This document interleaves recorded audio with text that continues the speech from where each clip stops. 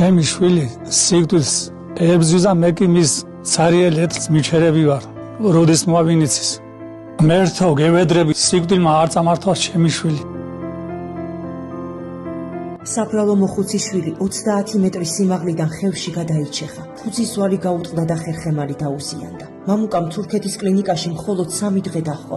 ახლა კი სიკვდილს მებრძოლი ქართველი ვაჟკაცი უცხო ქვეყნის ერთ-ერთი ჰოსტელის პატარა ოთახში სიკვდილს ებრძვის უკვე თვეზე მეტია. წეული უფლობის გამო ოპერაცია ვერ გაუკეთდა და კლინიკიდანაც გამოუშვეს. საქართველოში ტრანსპორტირებაც შეუძლებელია. ღმერთო, ეს ხომ ნამდვილი ტრაგედიაა. ხალხო, წარმოვიდგინეთ ამის გული როგორ დანჯება, როცა იცის მიშვილის უფლობის გამო ოპერაციას ვერ უკეთებენ. ჩემი შვილის ჯემს ვეფერები ყოველ დღე შვილის მაგივრად. მამა მოგიგდეს, შენ რათი დაგეხმარო.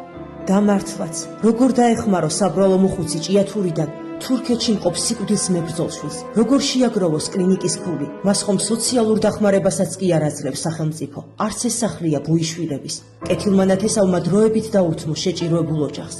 კომბოსტოს მწნილი და ღუმელში გახუხული პური, ესაა მოხუცის ვახშამი. თვალცრემლიან კაც ლუკმა ძლივს გადასდის ყელში, შვილზე დარდი წამიერადაც კი არ სივდება.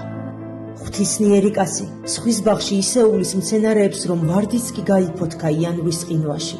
ღმერთო, რამ ხელა სიკეთეს იტევს მისი გული, ის გული, რომელიც შვილზე დარდით ძლივს გაუფეთქავს. ჩვენო მეგობრებო, არ მივატოვოთ უცხო ქვეყნის მიწაზე სიკვდილს მებრძოლი ჩვენი თანამემამულე, თორემ ამას ვერასდროს ვაპატიებთ საკუთარ თავს.